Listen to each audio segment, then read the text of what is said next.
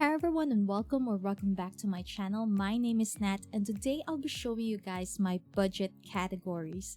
I'm making this video so that I don't end up rambling about my categories in each cash stuffing video, but also so that I have a video I can conveniently link people to in case they do have questions about my categories. I'm a web analyst by profession, a VTuber for fun.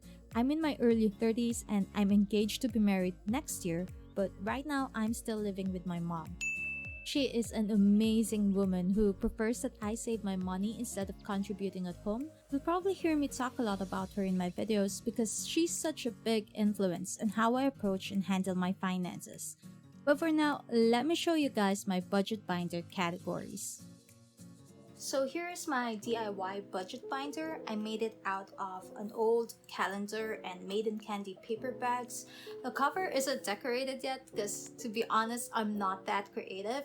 But today we'll be going through the categories in this binder, which already includes my needs, my wants, and my savings. Whew. This is not scripted, so I'm quite nervous. Please bear with me if I ramble. But the very first category is condo. Back in 2018, two of my siblings invited me to invest on a pre-selling condominium unit with them for eventual rental, source of passive income, and the building was finished this year 2022. And instead of bank financing, my mom lent us her retirement savings to pay the rest of the condo's price so that we wouldn't have to pay interest. So actually this envelope is a debt repayment. I owe her 800,000 something. I'll put it in the video the exact amount, but I'm on track to pay her off by January of 2028 if I'm consistent in this envelope. This is numero uno, priority numero uno, because like I said, it's her retirement savings that we used. Second envelope is PLDT. As I mentioned before, I still live with my family, so I get free rent, utilities, and food, but I do pay for our landline and internet connection. Now, the story behind this is in my first job, I was also a web analyst. Our company gave the benefit of reimbursing our internet connection. When I switched to my second job, I'm already in my fourth. I have not received that benefit again, but pre-pandemic, like prior to online schooling, I was the heaviest user of our internet connection, so it just makes sense that I pay for this one. And then we have gas. This envelope is for my fiance. I do have my driver's license. I got it last October. Getting a driver's license in the Philippines is so expensive now. If you are looking into it or someone in your household is, I highly recommend making a sinking fund because it's so expensive. But this gas envelope is actually for my fiance who visits me every weekend. He lives about 1 to 3 hours away depending on the traffic. Philippine traffic is the worst. And with gas prices increasing this year, I started putting aside money to contribute towards his gas money. Since, as I've mentioned before, I still live with my family, so all of my necessities are covered, and these are all my needs envelopes. And now we move towards wants. So the first category for my wants is date, and this is for entertainment for me and my fiance. Previously, what we would do is that my fiance would spend for everything, and then at the end of the month, we would cut the expenses by 2 and then I'd send money over to him.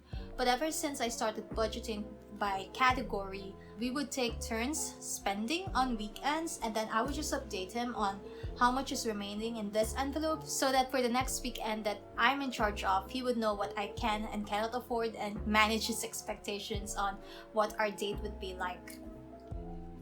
Next category is personal. This is my personal allowance, which I can use for anything I like. Usually I would spend this on food deliveries. If I'm having a bad day, I like getting potato corner, or if it's a really bad day, I would get Starbucks. But I remember, I think it was in September that I bought a weighing scale, so that went into personal as well. So anything that's not budgeted and benefits me comes out of my allowance.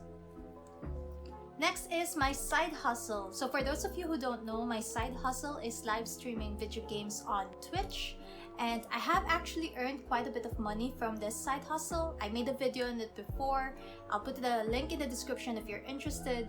But this side hustle envelope is for anything related to my side hustle. So that doesn't only include if there's a new video game I want to stream, or an upgrade on my stream setup that I want to purchase, but also like art commissions, or if I have a friend who is celebrating a milestone and I want to donate something to them, that would also come out of my side hustle.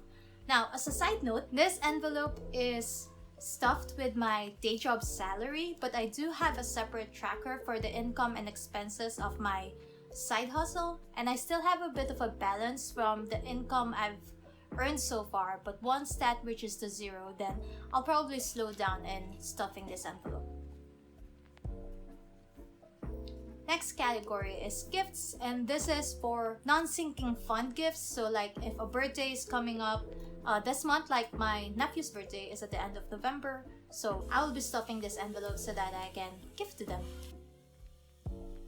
Next is personal goal, and this changes from month to month. So for like October, my personal goal was to get my driver's license, so the cash I used for that was stuffed in this category. It changes from month to month, so I will just say in the video, in the cash stuffing video, what my personal goal is for the month, if any. So sometimes this envelope might also be empty if the goal I've set does not require any cash or money. So these are all my discretionary spending or wants categories. Now we move on to my sinking fund / savings. Very first envelope, wedding. As I mentioned, I am engaged to be married next year, and I don't really want to rely on my family to spend for the wedding. Our target so far is like 200,000 from each of us, me and my fiance. So I am stuffing this envelope bit by bit every month so that I wouldn't have to dip into my savings, which is already earmarked for emergency funds. And if we have to put a down payment to the house, that's what my life savings is for. So I have a sinking fund for the wedding. Next is Christmas, and I'll be honest, I only started saving up for Christmas, I think September or August. So I'm saving this with quite a bit just to catch up. Next is MP2. My original idea for MP2 was to do the 5-year ladder, but in my projected expenses, once I'm married, I'm not sure if I'll be able to keep it up. But right now, I am consistently trying to contribute to my MP2. And finally, we have the buffer fund, which is kind of like my miscellaneous category, wherein any unexpected expenses will come out of this one instead of my emergency savings. But also what I'm doing with this one is any remaining amount on the other envelopes will be rolled over to this one at the end of the month, just to make it like a catch-all savings. Now, the reason for this is, as I mentioned before, the condo folder is my #1 priority. But once I'm married, I'm not sure yet if I'll be able to stuff this consistently. So I'm trying to get as much saved up as possible so that in the future, I'll have this as backup to stuff my condominium envelope. So I'm back on my computer, and I hope that wasn't too confusing. If you're wondering why I'm not saving up for an emergency fund, that's because I already have a fully funded emergency fund. Since I still live with my family, I don't really have a lot of expenses, but my fiance and I do have an estimated budget for how much we'll be spending after we're married, and that's the amount I based my emergency funds on. For life insurance, when I was younger, my mom got me a BPI Get Started account, which is a savings account that has built-in life insurance. My emergency funds is saved in that account, and anyway, I don't really need a lot of life insurance coverage right now since I don't have any dependents yet.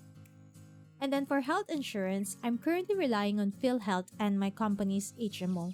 I do want to get private health insurance on top of those, but I want to wait until I'm married and see where we can squeeze that into our budget. The same goes for retirement savings. With that being said, obviously in about a year's time, my budgeting categories will change after I'm married, but for now, I've already finished my very first cash stuffing. I'll see you guys there. Bye, B!